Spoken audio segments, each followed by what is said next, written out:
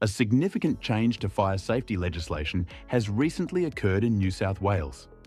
Maintenance of essential fire safety measures must now be carried out in accordance with AS1851, the Australian standard for the routine service of fire protection systems.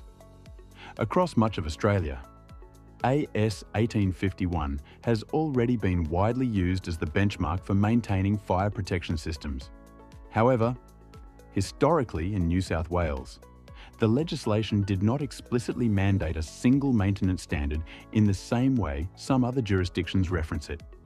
Instead, compliance has largely been managed through the annual fire safety statement process, where building owners confirm that fire safety measures are capable of performing as intended.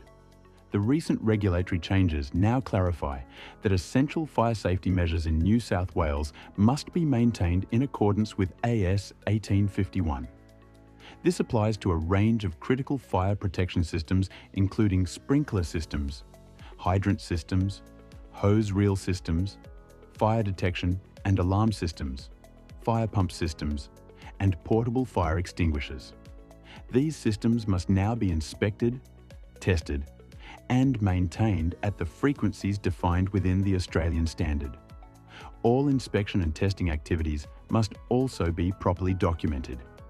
These records support the annual fire safety statement, which confirms that the fire safety measures installed within a building remain capable of operating as required. For building owners and facility managers, the key takeaway is simple.